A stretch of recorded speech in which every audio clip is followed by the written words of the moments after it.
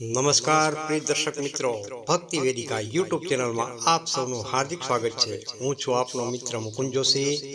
મિત્રો, આજના ખાસ અને જ્ઞાનવર્ધક વિડીયોમાં આપણે જ્યોતિષશાસ્ત્રની એક અત્યંત મહત્વપૂર્ણ તેમજ પ્રભાવશાળી ઘટના વિશે વિસ્તારપૂર્વક ચર્ચા કરવા જઈ રહ્યા છીએ। આગામી 27 જુલાઈ 2026ના રોજ ન્યાયના દેવતા ગણાતા શ્રી શનિદેવ પોતાની ગતિમાં પરિવર્તન કરીને વક્રી અવસ્થામાં પ્રવેશ કરવા જઈ રહ્યા છે। હાલના સમયમાં સોશિયલ મીડિયા અને વિવિધ માધ્યમો પર આ વિષયને લઈને અનેક પ્રકારની અફવાઓ, ભ્રમ અને ચર્ચાઓ ચાલી રહી છે, પરંતુ આજે આપણે કોઈ પણ જાતના ડર, અફવા કે સેન્સેશનલિઝમ વગર સંપૂર્ણપણે શાસ્ત્રીય અને જ્યોતિષી સિદ્ધાંતોના આધારે સમજીશું કે શનિ વક્રી થવાનો વાસ્તવિક અર્થ શું છે, માનવ જીવન પર તેની સાચી અસર કેવી હોઈ શકે છે, આ સમયગાળા દરમિયાન આપણે કઈ બાબતોનું ખાસ ધ્યાન રાખવું જોઈએ। તો ચાલો આ રોચક અને ઉપયોગી માહિતી વિશે સમજીએ। શનિ વક્રી એટલે શું? વક્રી ગતિનું વિજ્ઞાન। સૌ પ્રથમ આપણે એ સમજીએ કે જ્યોતિષ અને ખગોળશાસ્ત્રની દ્રષ્ટિએ વક્રી થવું એટલે શું। જ્યોતિષશાસ્ત્રમાં જ્યારે કોઈ ગ્રહ પૃથ્વી પરથી જોતા ઊંધી કે પાછળની દિશામાં ચાલતો હોય તેવો આભાસ થાય છે ત્યારે તેને ગ્રહને વક્રી ગતિ કહેવામાં આવે છે। વાસ્તવિકતામાં કોઈ પણ ગ્રહ ક્યારેય ઊંધો ચાલતો નથી, પરંતુ પૃથ્વી અને તે ગ્રહની સૂર્ય પ્રત્યેની પ્રભણ કક્ષા તથા ગતિના તફાવતને કારણે આવો દ્રશ્ય ભ્રમ સર્જાય છે। નવગ્રહોમાં શનિદેવ સૌથી ધીમી ગતિએ ગોચર કરનારા ગ્રહ છે। તેઓ એક રાશિમાં લગભગ 2.5 વર્ષ સુધી બિરાજમાન રહે છે, તેથી જ્યારે શનિ વક્રી બને છે ત્યારે તેનો પ્રભાવ પણ લાંબા સમય સુધી અને ઊંડાણપૂર્વક અનુભવાય છે। જ્યોતિષશાસ્ત્રમાં શનિદેવનું મહત્વ। વૈદિક જ્યોતિષમાં શનિદેવને કર્મદાતા અને ન્યાયના દેવતાનું સ્થાન આપવામાં આવ્યું છે। શનિદેવ કોઈનું અહિત કરતા નથી, પરંતુ વ્યક્તિના પૂર્વ અને વર્તમાન કર્મોના આધારે ન્યાયી ફળ આપે છે। શનિદેવ શિસ્ત, સખત મહેનત, ઈમાનદારી, જવાબદારી, ધીરજ અને સમર્પણ ભાવને વિશેષ પ્રોત્સાહન આપે છે।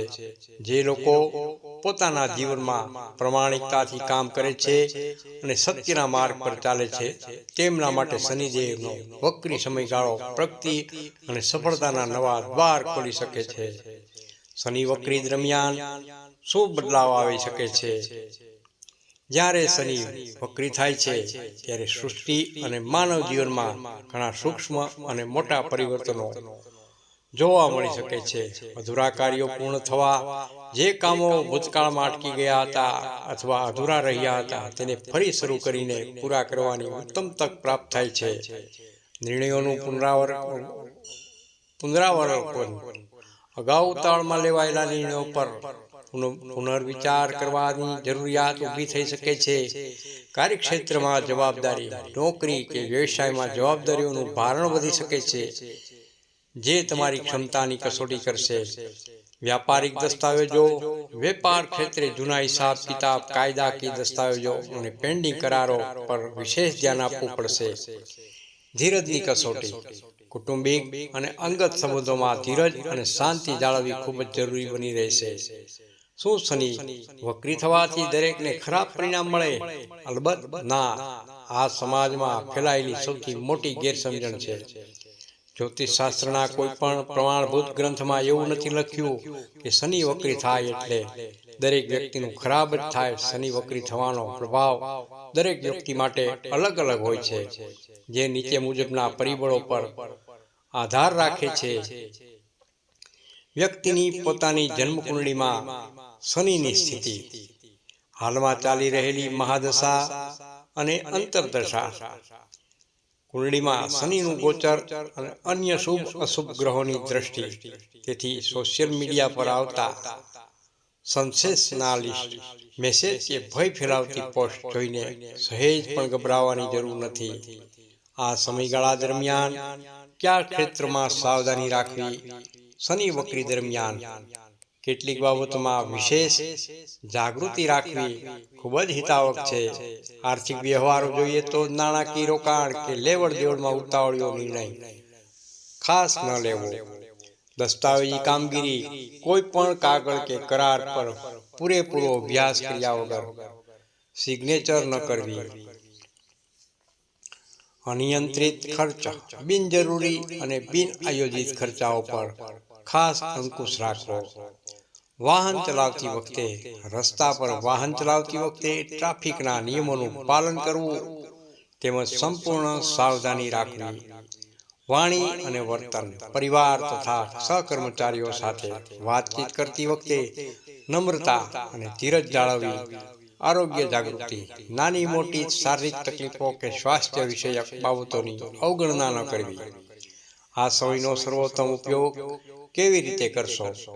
શનિ વક્રીનો સમય એ આંતરિક શુદ્ધિ અને આત્મચિંતન માટેનો ખાસ છે. સ્વર્ણિમ સમય રહેલો છે. ભૂલોમાંથી શીખવું, પોતાની ભૂતકાળની ભૂલોને સ્વીકારીને તેને સુધારવાનો પ્રમાણિક પ્રયાસ કરવો. નિયમિત જીવનશૈલી, દિનચર્યામાં શિસ્ત, સંતુલન અને યોગ્ય સમય આયોજન ઉમેરવું. કર્મ પર ખાસ ધ્યાન આપવું. કોઈ પણ વ્યક્તિ કે જીવનને નુકસાન પહોંચાડ્યા વગર પોતાના કર્મો પવિત્ર મનથી કરવા.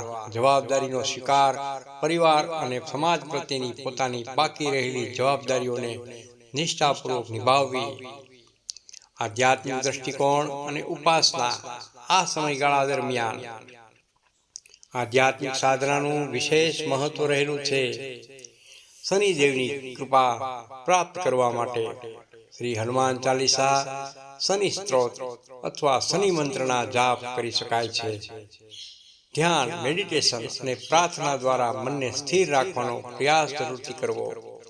જરૂરિયાતમંદ અને અસહાય લોકોને યથાશક્તિ મદદ પણ કરવી. યાદ રાખો, જ્યોતિષનો મુખ્ય હેતુ મનમાં ભય પેદા કરવાનો નથી, પરંતુ જીવનમાં સાચી જાગૃતિ, માર્ગદર્શન અને યોગ્ય દિશા આપવાનો છે. મહત્વપૂર્ણ નોંધ અને ચેતવણી. મિત્રો, સોશિયલ મીડિયા પર વારવાર આ 5 રાશિઓ બરબાદ થશે અથવા આ રાશિઓ રાતોરાત કરોડપતિ બનશે જેવા ભ્રામક દાવાઓ કરવામાં આવે છે, પરંતુ વાસ્તવિક અને શાસ્ત્રીય જ્યોતિષમાં વ્યક્તિગત કુંડળીના ગહન અભ્યાસ વગર કોઈ પણ ચોક્કસ આગાહી કરવી અશક્ય છે અને શક્ય પણ નથી. તેથી આવી પાયા વિહોણી વાતોથી દૂર રહેવું અને અંધશ્રદ્ધામાં પડ્યા વગર સમજદારીપૂર્વક વિવેક બુદ્ધિનો ઉપયોગ કરવો. સમાપન. પ્રિય દર્શક મિત્રો, આશા છે કે શનિ વક્રી વિશેની આ વિસ્તૃત અને શાસ્ત્રીય માહિતી આપ સૌને ઉપયોગી અને માર્ગદર્શન લાગી હશે. જો આપને આ વિડીયો પસંદ આવ્યો હોય તો તેને લાઈક જરૂરથી કરજો. આપના મિત્રોને, પરિવારજનો સાથે શેર પણ કરજો અને આપણી ભક્તિ વેદિકા યુટ્યુબ ચેનલને અચૂક સબસ્ક્રાઇબ કરી લેજો. નીચે કોમેન્ટ બોક્સમાં તમારી રાશિ જરૂર લખજો, જેથી કરીને આગામી વિડીયોમાં અમે તમારી રાશિ મુજબ વિશેષ અને વિગતવાર માહિતી રજૂ કરી શકીએ. ફરી મળીશું એક નવા જ્ઞાનવર્ધક અને આધ્યાત્મિક વિષય સાથે. જય શ્રી કૃષ્ણ, જય શનિદેવ. કોમેન્ટમાં શનિદેવ જરૂર લખજો.